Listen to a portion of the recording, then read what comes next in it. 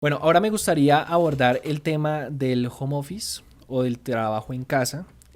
Aquí hay un dato bastante interesante que yo descubrí hace poquito estudiando un poco la legislación colombiana y es que home office o teletrabajo y trabajo en casa son dos cosas distintas. Aquí yo voy a mencionar esto como dato curioso y es que eh, teletrabajo se refiere a aquella disciplina o aquella forma de trabajar donde el empleador tiene que hacer ciertas garantías a su empleado.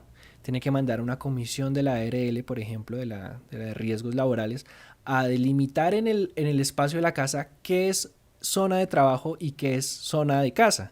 Porque se puede presentar, digamos, el caso de que una persona esté en la cocina, el piso esté mojado, se resbale, se accidente y ahí queda la pregunta. ¿Fue un accidente laboral, por ejemplo?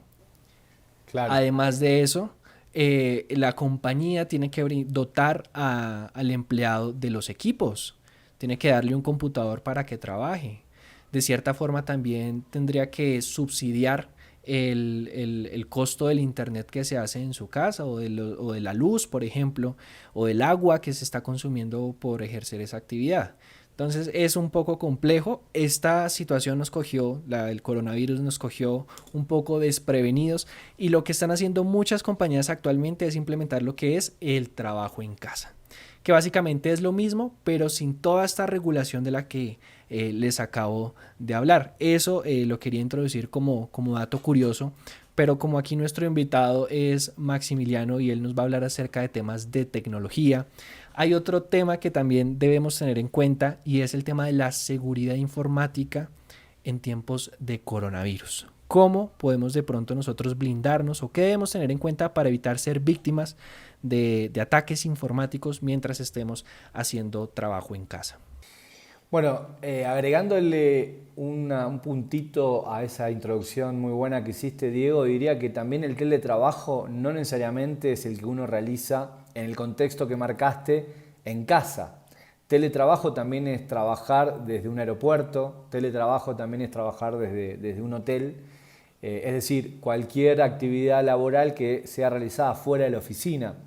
Y eso requiere, y antes de meterme en el tema más tecnológico y de seguridad, requiere de toda una cultura. Y esto lo digo más como psicólogo que soy que como especialista en temas de seguridad. ¿Por qué? Porque requiere de la gente, Diego, una cultura y una forma de trabajar completamente distinta y que sobre todo en Latinoamérica hoy no lo tenemos tan claro, tan desarrollado. ¿A qué me refiero con esto? Ser productivo, y esta es una de las preguntas que pongo sobre la mesa. Ser productivo es trabajar 8 horas corridas con el almuerzo en el medio, por supuesto. Es estar 8 horas en un computador. O ser productivos es cumplir con determinadas metas diarias que me van acercando a una meta semanal, que me acercan a una mensual, que me acerca a una anual. ¿Qué quiero decir con esto?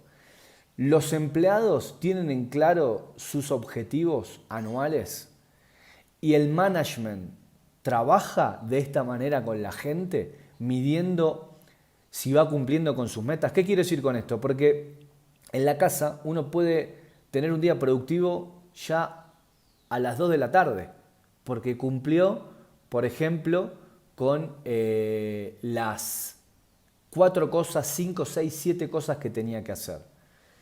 Entonces, no quiere decir que tenga que dejar de trabajar a las 2 de la tarde. Quiere decir que la productividad se mide por metas. Y esto tiene que ver con todo un cambio que las corporaciones tienen que hacer independientemente de la tecnología. Vos podés tener tecnología de punta en la casa, pero tenés un usuario perdido, que no tiene disciplina, que la familia en vez de respetarlo se le mete, por ejemplo, a la sala en donde está trabajando. Los hijos lo interrumpen permanentemente. Eh, no tienen claro sus metas. Entonces, en ese sentido, creo que hay todo un desafío que tienen las empresas para lograr eso. Y ahí sí, Diego, podemos hablar de tecnologías. Ahí sí podemos hablar de tecnologías de seguridad, tecnologías de productividad que las empresas pueden implementar. Entonces, primero un desafío cultural. Ahora, para responder tu pregunta con respecto a la seguridad, dijiste algo muy cierto, que es que las personas deberían tener un equipo brindado por la corporación. Ahora, esto no es una realidad de todas las empresas. No todas las empresas tienen la capacidad económica para entregarle hoy una PC, un equipo a cada uno de sus empleados. Porque de hecho, no todos los empleados van a permanecer trabajando de manera remota.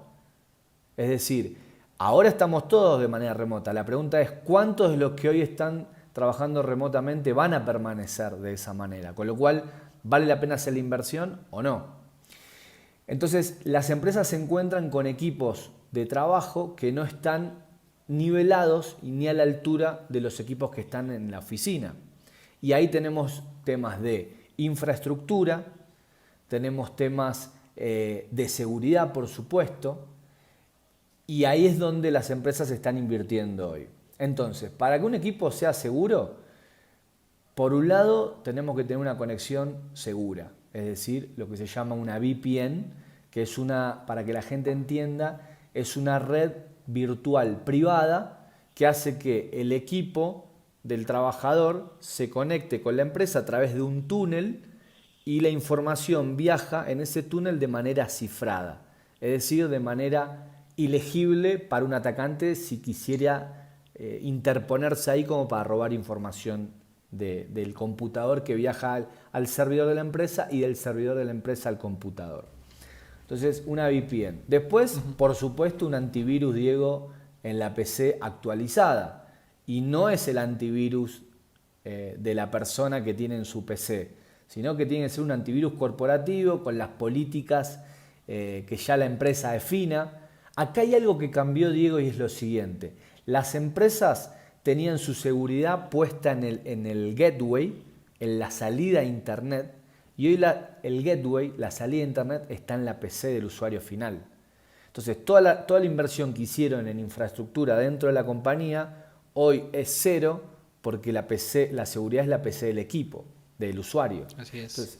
Entonces ahí hay que tener un antivirus actualizado también. Y dentro de los temas que hoy están evaluando las empresas, está el tema de la productividad.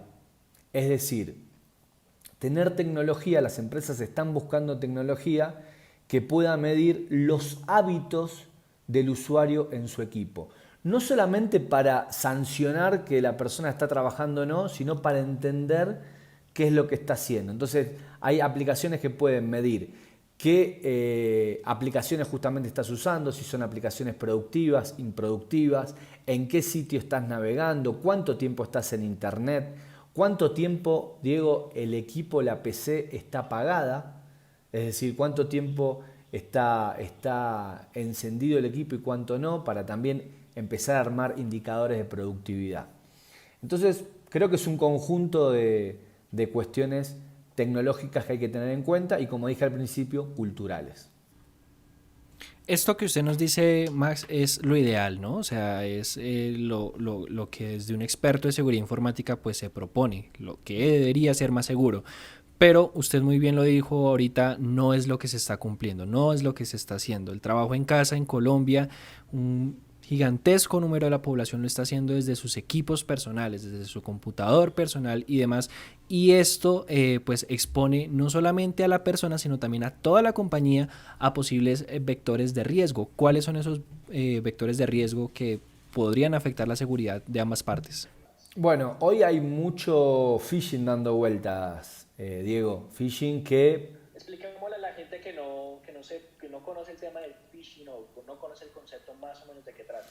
El phishing tiene que ver con la suplantación de identidad de bancos, en algunos casos, y en lo que está pasando hoy, de entidades, por ejemplo, de salud. ¿Qué quiere decir esto? Llega un correo en nombre de una entidad y esa entidad nunca envió ese correo, y el objetivo de ese engaño, del phishing, es robar información financiera o privada de las personas. Hace muy poquito, Diego... Yo quiero dar un ejemplo. Yo quiero dar un Dale. ejemplo de phishing que vi hace poquito y me llegó a mí, de hecho. Me llegó a mí.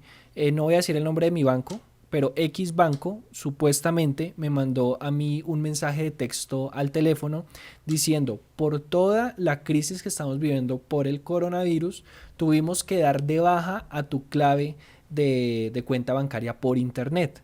Pero no te preocupes, a través de este link puedes digitar nuevamente tu clave y recuperar el acceso. Entonces, básicamente la estrategia es la siguiente. Criminales están enviando estos mensajes haciéndose pasar por los bancos, que es cuando Max aquí nos habla acerca de suplantación de identidad.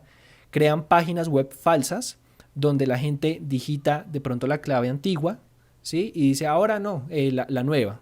Pues las personas propietarias de estas páginas se quedan con la información que usted ingresó, la página antigua. ¿Sí? Después con su número de cédula y la clave entran y hacen compras por internet o le desocupan la cuenta. Esto es lo que se conoce como phishing, el famoso phishing, ¿no?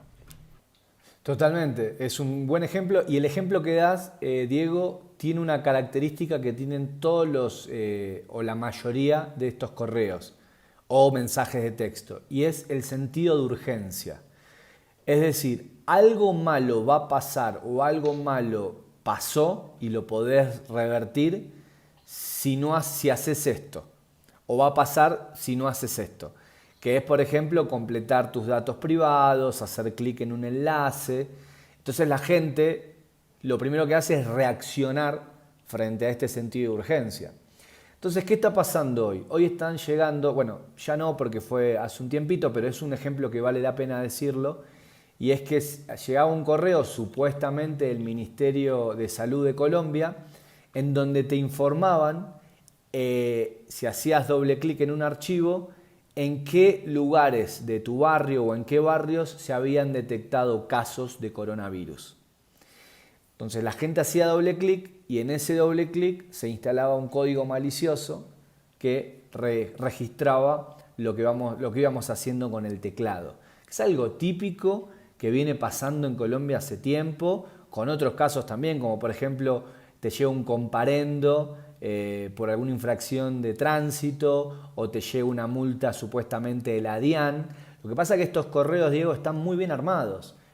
Hasta el dominio muchas veces aparece real, pero hay que detectar esto, ¿no? Se dirigen de manera genérica, te mandan un PDF que en realidad si apoyas el cursor te puedes dar cuenta que es un .exe o te transmiten este sentido de urgencia.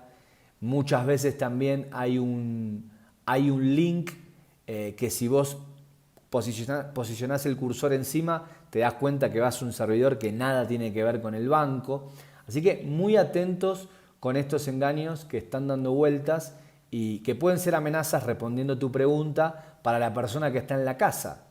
Entonces, así como te pueden robar información financiera, también te puede llegar un código malicioso llamado ransomware, que tiene una característica muy específica, que es que en vez de destruir los archivos o robarte información, lo que hace es cifra todas tus fotos, todos los archivos que tenés en tu PC, la cifran, que significa que haces doble clic y no podés leer nada.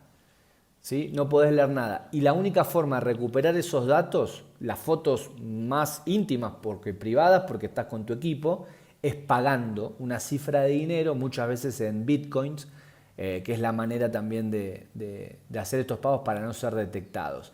Entonces, estos también son riesgos a los cuales los usuarios están expuestos y que no solo condiciona la información de la empresa, expuestos, sino la propia, exacto. Aquí me gustaría de pronto aclarar un poco más el tema del ransomware y es que hace algunos años, creo que fue en 2017, donde se volvió popular este tipo de ataque con la amenaza del WannaCry. Exacto. Entonces, para que la gente de pronto haga memoria de qué es un ransomware, pero también me gustaría explicarlo de la siguiente forma que de pronto puede ser un poco más clara y es un secuestro. Así como cuando hace algunos años ciertos grupos al margen de la ley secuestraban a personas, llamaban a sus familiares para pedir un rescate, algo así, pero en su versión digital funciona el ransomware. Secuestra la información de la víctima, que es cuando Max habla acerca de que la cifra, y pide a cambio un pago económico para volver a liberar esa información. Entonces, hasta el momento, resumiendo, Max, lo que nos has dicho, los riesgos de trabajar en casa es el phishing, ¿sí? Que es la suplantación de identidad, todos estos mensajes de entidades bancarias y otras que nos piden ingresar datos personales, y el ransomware. ¿Hay alguna tercera amenaza que pueda surgir a través del trabajo en casa? Sí, tal vez más del lado de la empresa, que tiene que ver con la autenticación del usuario, que las empresas ahora que van a tener a los usuarios accediendo a sus propios servidores desde la casa, tienen que autenticar muy bien al usuario para que justamente no ingrese un atacante, y ahí es donde aparecen también los sistemas de doble factor de autenticación, que básicamente es que además de poner el usuario y la clave, muchas veces las empresas terminan instalando en los dispositivos móviles una aplicación que hacen clic y les llega por SMS un código que tienen que completar inmediatamente después de colocar la password. Entonces, ¿qué pasa? Si un atacante roba las credenciales del empleado, necesitaría tener también el teléfono del empleado para acceder a los sistemas de la empresa. Entonces, el tema de doble factor de autenticación también empieza a ser un método de seguridad adicional que las empresas están incorporando.